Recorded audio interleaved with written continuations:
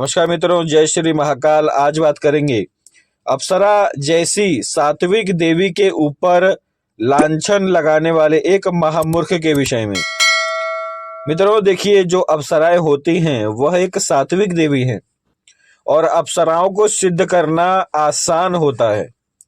लेकिन जिस व्यक्ति ने स्वयं अपने जीवन में साधनाओं में मेहनत न की हो और अपने मन मुताबिक साधना करने पर कभी भी अप्सराओं की सिद्धि नहीं होती। जिस व्यक्ति ने अपने जीवन में स्वयं अप्सरा सिद्ध की होगी, वही व्यक्ति आपको एक उचित जानकारी दे सकता है और एक यह कहें कि ऐसा मंत्र दे सकता है जिससे कि अप्सराएं सिद्ध हों। जो मंत्र गुरु के द्वारा प्राप्त होते हैं, उन्हीं मंत्रों से अप्सराओं की सिद्धि ही नहीं, अन्य सिद्धियां भी प्राप्त होती हैं। यदि कोई गुरु कोई छोटा सा मंत्र भी दे तो उस मंत्र से भी आपको सिद्धि प्राप्त होगी।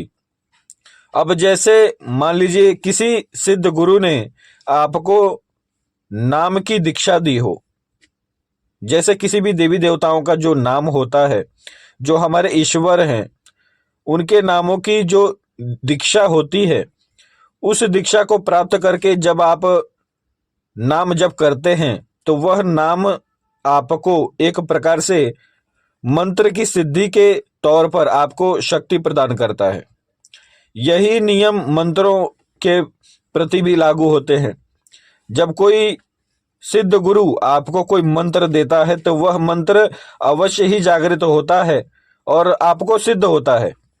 इसीलिए हमारे सनातन धर्म में गुरु धारण करने का एक नियम है और जो सच्चे मंत्र हैं, जिन मंत्रों से अप्सराओं की सिद्धि हो सकती है, जिन मंत्रों पर मेहनत करके आपको सिद्धि प्राप्त हो सकती है, वही मंत्र मैं स्वयं आप सभी को देता हूं।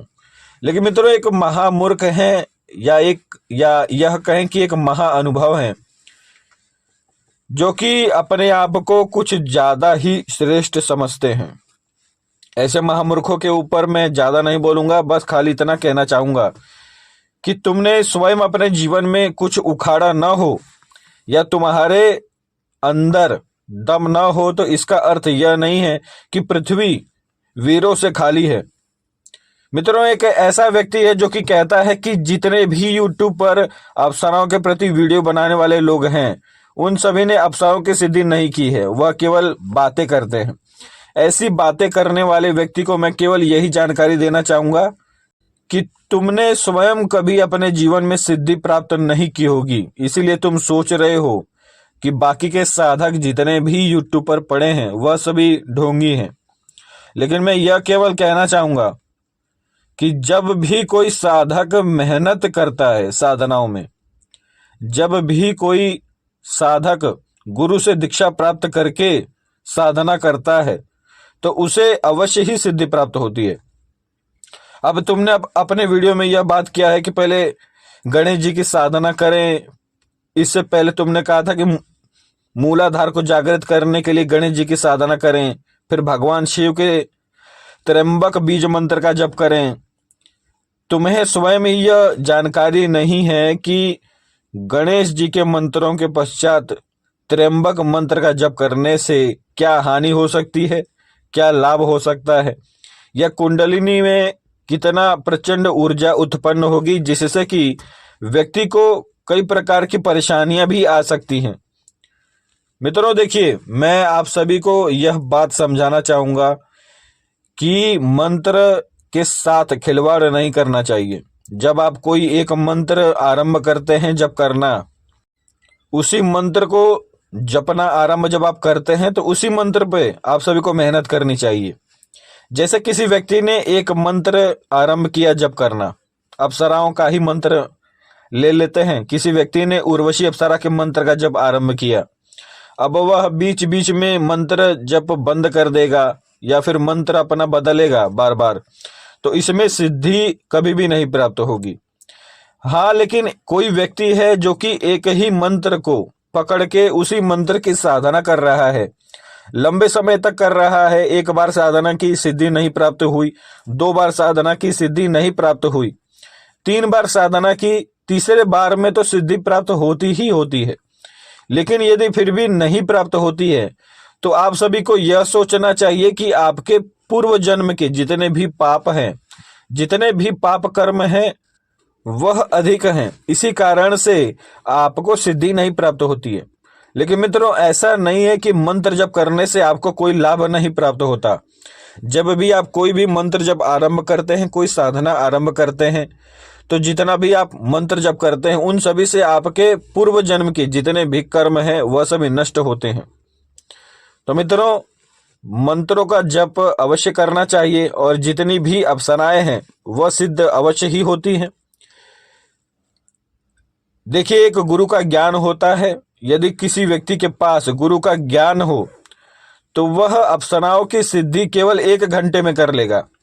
जैसा कि मैंने एक मंत्र दिया था चंद्रावती अप्सरा का, चंद्रावती अप्सरा को आप 1 दिन में सिद्ध कर सकते हैं। बशर्ते मैंने एक बात और कही है कि आपके शरीर में तपोबल होना चाहिए। यदि आप सभी को तपोबल की प्राप्ति करनी है तो आप सभी को गायत्री जप अवश्य करना चाहिए। किसी गुरु से दीक्षा प्राप्त कर लें गायत्री मंत्र का। आजकल गायत्री मंत्र का दीक्षा यदि आप सभी को प्राप्त करना है तो आप सभी चाहें तो गायत्री परिवार से भी जुड़ सकते हैं। तो मित्रों, गायत्री मंत्र का सर्वप्रथम तो किसी साधक से दीक्षा प्राप्त कर लें और इसके बाद आप चाहें तो गायत्री मंत्र से तपोबल प्राप्त कर सकते हैं। अन्यथा आपने यदि किसी अन्य गुरु से किसी भी मंत्र की दीक्षा प्राप्त की हो, शाबरी मंत्रों का मैं बात नहीं कर रहा, मैं यहाँ पर वैदिक मंत्रों का बात कर रहा हूँ। यदि आपने किसी गुरु से वैदिक मंत्र की दीक्षा प्राप्त की है तो आप चाहे तो उस मंत्र से भी तपोबल प्राप्त कर सकते हैं। तो मित्रों, अप्सराओं को सिद्ध करने के लिए केवल यही बात है और यही खेल है कि आपके शरीर में तपोबल होना चाहिए। और यदि आप अप्सरा की साधना आरंभ कर रहे हैं तो जितना हो सके उतना अधिक मंत्र जप आपको करना चाहिए, क्योंकि यह कलयुग है और वातावरण जो है वह साफ सुथरा नहीं है। इसीलिए कई बार साधक को साधना करने पर भी सिद्धि प्राप्त नहीं होती है।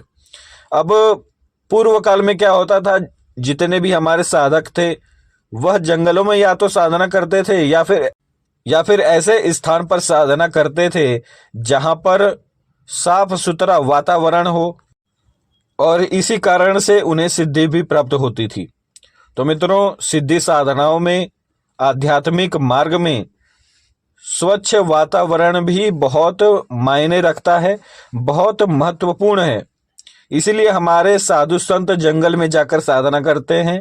इसीलिए हमारे जितने भी तपस्वी हैं वह हिमालय में जाकर साधना करते हैं, क्योंकि वहां पर स्वच्छ वातावरण है।